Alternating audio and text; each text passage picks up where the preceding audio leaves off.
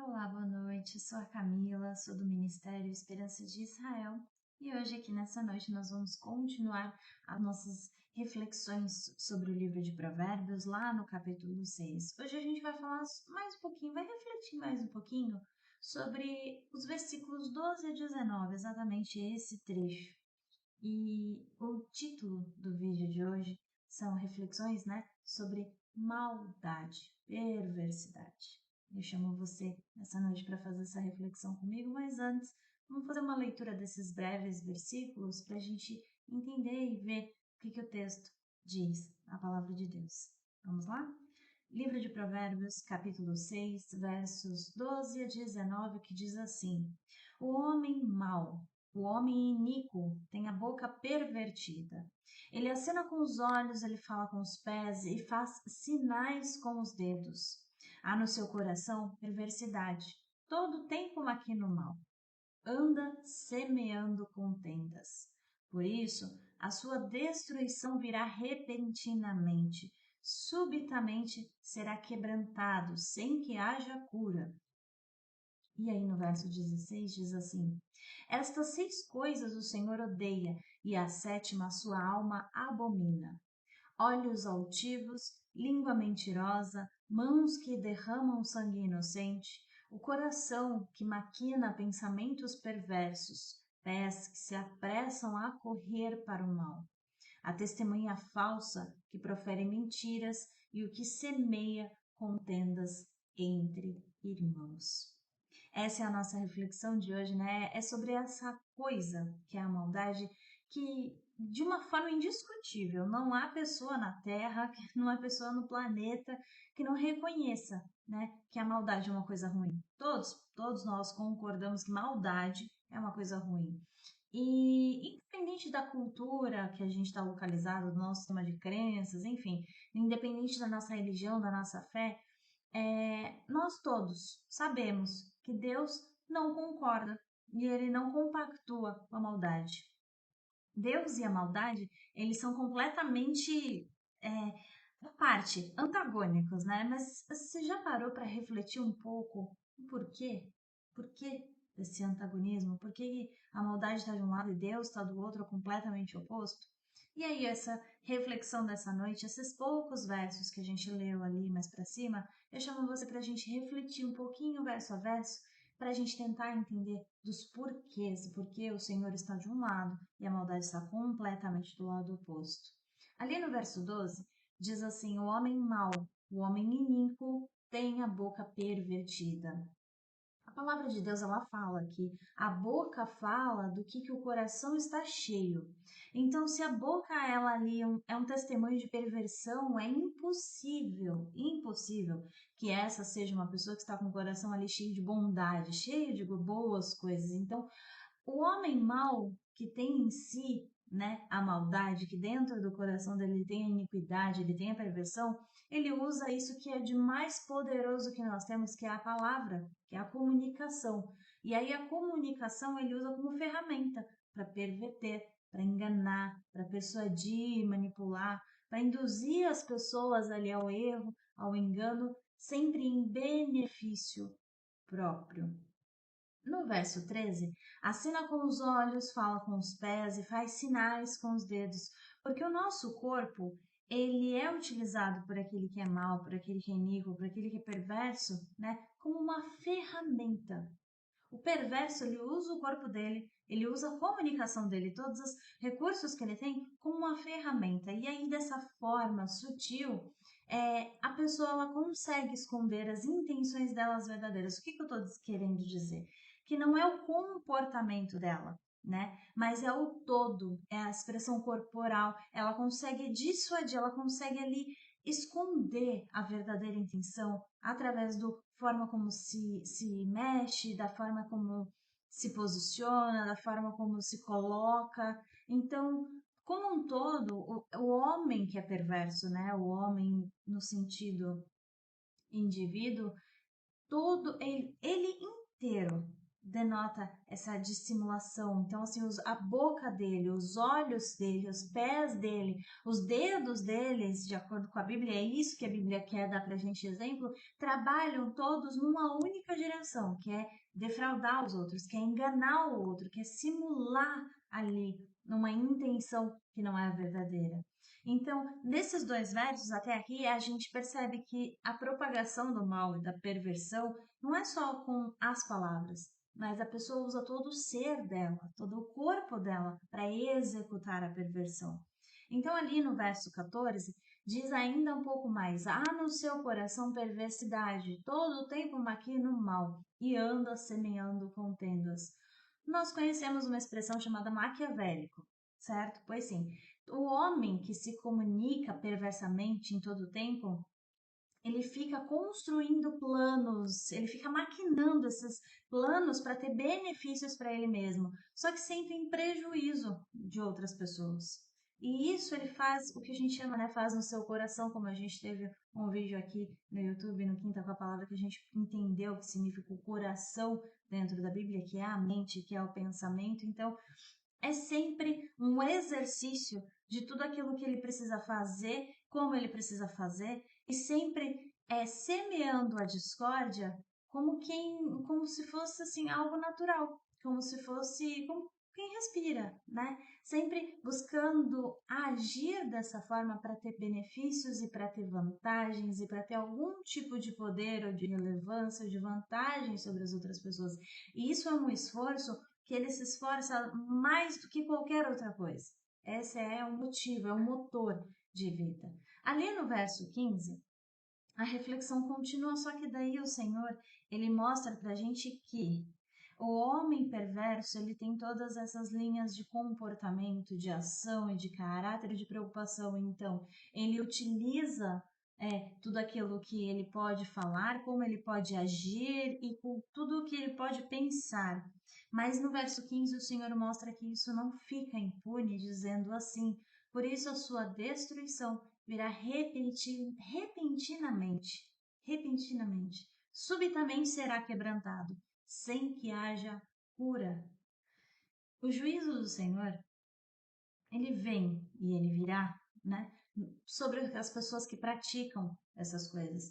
Ainda que a gente às vezes perceba situações onde as pessoas se comportam dessas formas ou agem dessas formas ou mostram as intenções delas reais dessas formas, ainda que a gente ache que essas pessoas serão impunes nos comportamentos delas, não serão. Quando não serão. Não serão, e a gente conhece realmente, né? Quantos de nós não conhecemos pessoas que têm ou agem com essas características, né? E achamos muitas vezes que elas são arrojadas ao invés de maldosas, agressivas, né? Assim, ousadas, ou independentes, ou ainda que elas são defensivas, elas são, né? Tem um instinto de proteção, de autoproteção muito forte. A gente muitas vezes faz renomeia a maldade para justificar aquilo que a gente enxerga como fruto, que na verdade é falso, mas aquilo que a gente enxerga como fruto na vida da pessoa para não nomear a pessoa como má. Essas situações, essas pessoas, essas características, esses comportamentos não podem nos fazer nos enganar, porque aqui a palavra de Deus no verso 15 diz que a consequência, a paga por todos os atos, comportamentos, palavras, maquinações e prejuízos em relação aos outros serão sim penalizados e sem cura, diz a palavra, ou seja, sem nenhum remédio, sem nenhuma absolução. A paga será feita, a paga será real, a paga ocorrerá, na verdade.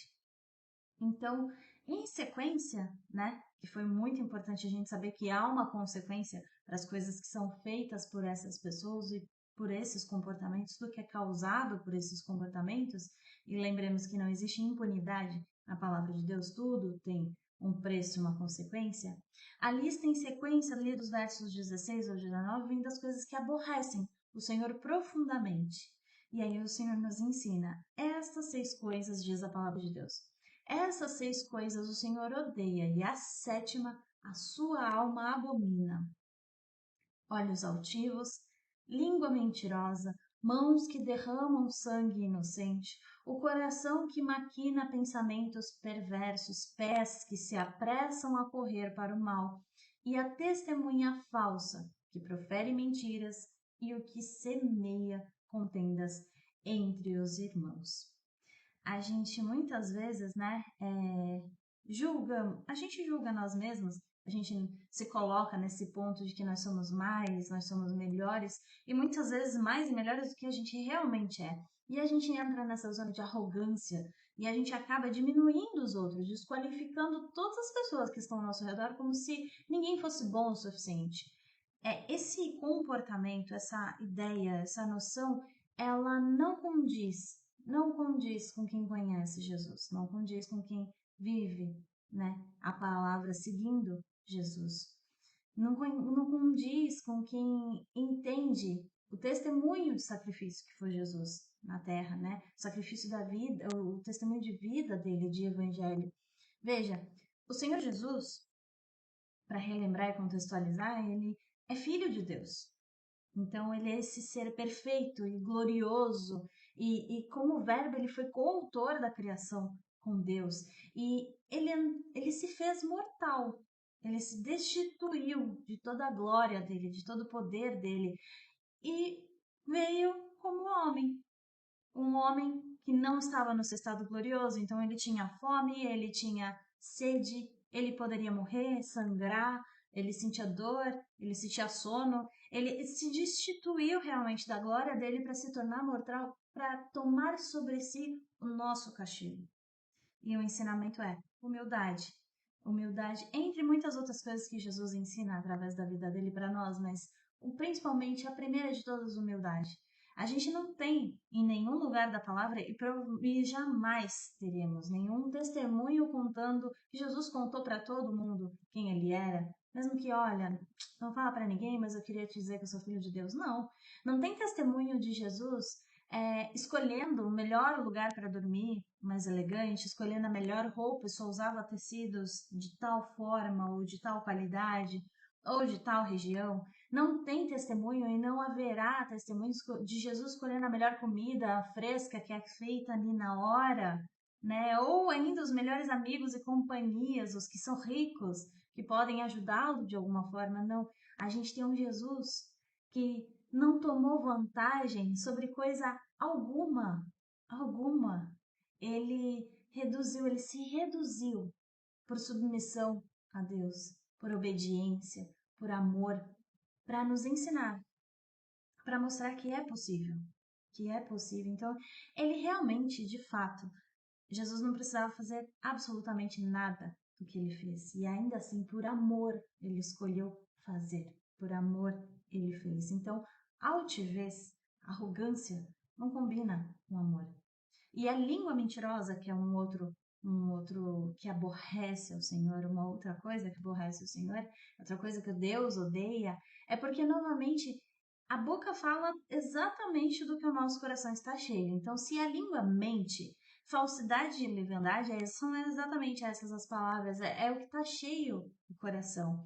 Então, porque mentir, se a gente for parar para pensar, mentir é faltar com a verdade, mas ainda é mais do que isso, é julgar que a verdade por si só, ela precisa ser substituída, ela não serve, ela é insuficiente ou ela não vai satisfazer.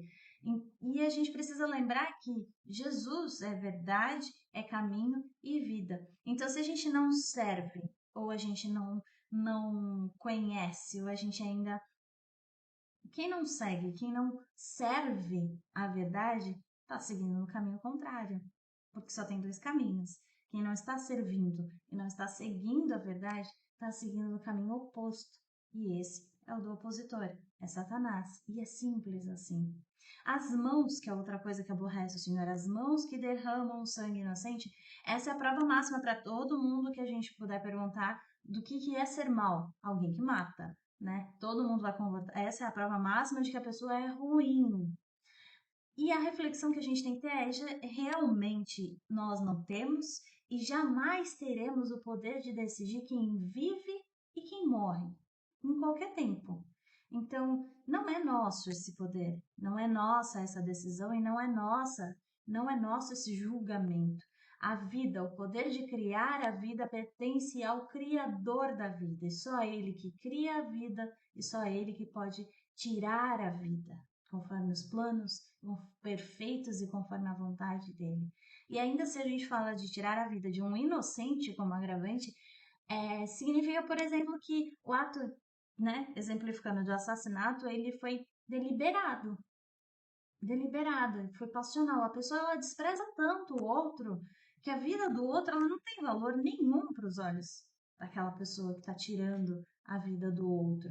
E aí eu nem vou entrar aqui na reflexão de pessoas que sentem prazer em tirar a vida do outro, porque daí a gente entra numa outra profundidade de reflexão e não é isso interessante nesse dia para a gente comentar esse trecho de Provérbios. Mas assassino, tal como foi Caim em relação ao seu irmão Abel e tal como foram muitos outros que estão descritos como algozes na palavra de Deus, tem sobre si, sim, imputado o peso de ter tirado uma vida ou mais vidas. Não é algo que fique sem um peso e sem um preço, porque apenas o Criador tira, apenas o Criador dá. O coração que maquina pensamentos perversos em todo o tempo, ele se ocupa com o que é das trevas, ou seja, apenas com ele mesmo. E ele mergulha cada vez mais em tudo aquilo que não faz edificação nenhuma, não motiva, não alegra, não fortalece, não impulsiona em nenhum momento os outros, ou ainda o relacionamento com outros. E ao invés de buscar o Senhor, ele fica nessa maquinação de benefícios e planos e arquitetando coisas para que ele tenha cada vez mais, ele seja cada vez mais, ainda que os outros sejam cada vez menos, sejam cada vez mais prejudicados. A busca ela tem que ser para o Senhor e não em relação a nós mesmos e todos os nossos benefícios. Não é sobre isso a prioridade da vida, e sim é buscar ao Senhor e tudo que pertence ao reino de Deus. E a própria palavra diz que todo o resto que nós precisarmos seria acrescentado, e muito creio, quando você foca no Senhor, inclusive as oportunidades, elas começam a surgir. O egoísmo de querer sempre esse bem para si mesmo, se alimentando e prejudicando o outro, é como se a pessoa pensasse que o bem, ele é algo que esgota, que acaba, né? E aí aqui a gente tem uma verdade, se a gente for refletir, que o bem, assim como o mal, eles são inesgotáveis. Somos nós que alimentamos, né? Somos nós que escolhemos o que vai nos alimentar. O problema é a gente se cansa de persistir no caminho do bem. A gente se cansa de insistir no caminho do bem. Porque é necessário um empenho, é necessário um esforço, né? E julgamos sempre mais fácil o caminho do mal justamente por causa disso. Porque o caminho do mal a gente já conhece. E o caminho do bem não. O caminho do bem a gente precisa aprender e enfrentar muitas coisas exige um esforço, né? Pés, próximo, coisa que aborrece o Senhor, pés que se apressam a correr para o mal, desejando tudo aquilo que é desse mundo, cada vez mais. E deixando de reconhecer que tudo aquilo que nós temos e nós podemos e nós fazemos e nós aprendemos e tudo aquilo que nós também nós não temos e nem deixamos de fazer são oportunidades, são proporcionadas pelo Senhor.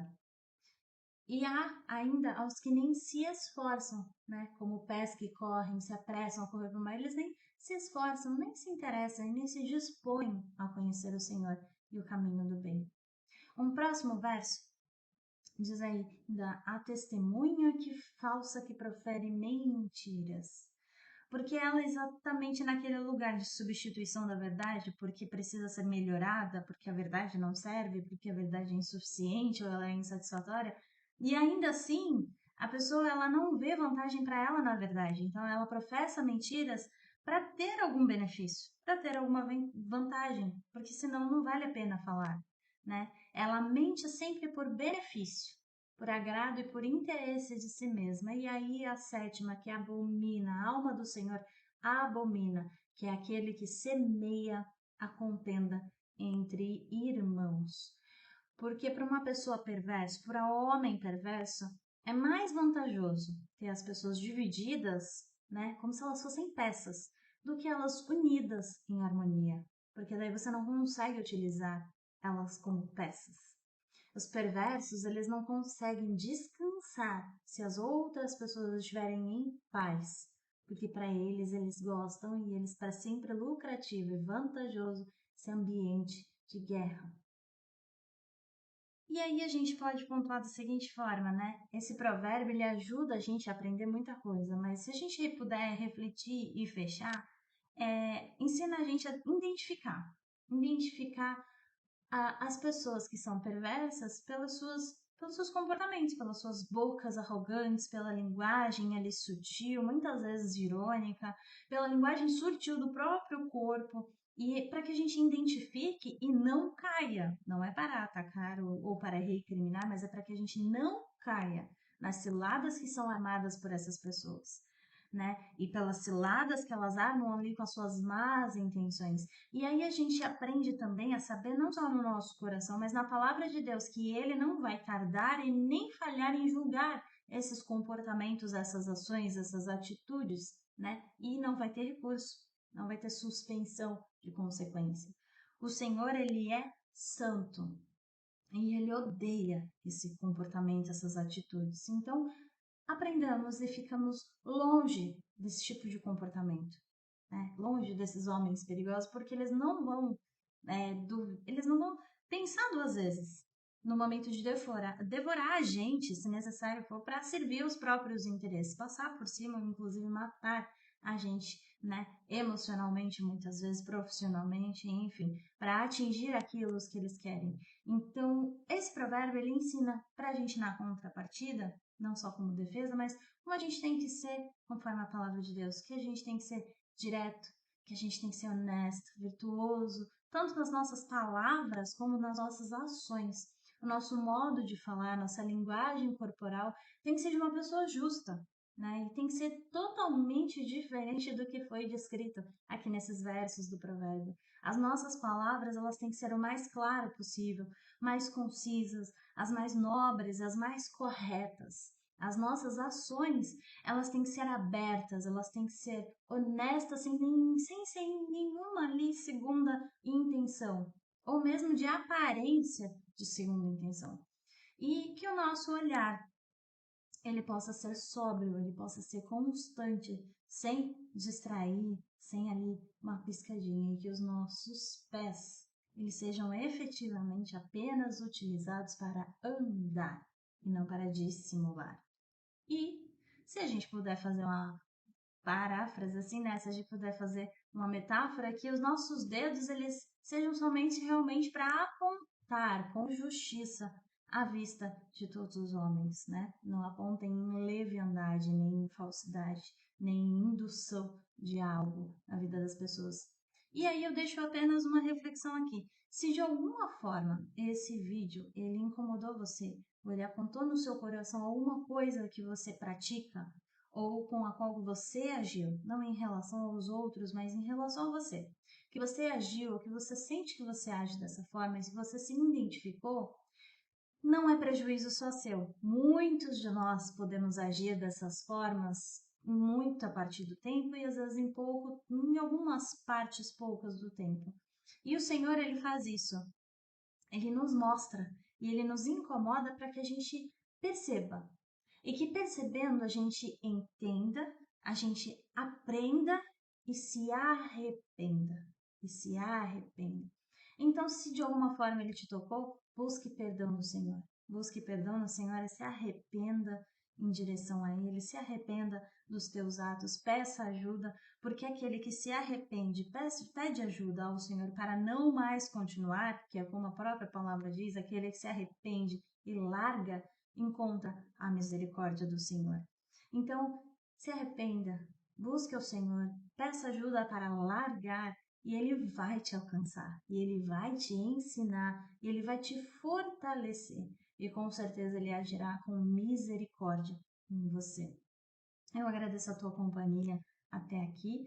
Se o Senhor permitir, na próxima quinta-feira eu vou continuar a reflexão no livro de Provérbios, terminando ali o capítulo 6.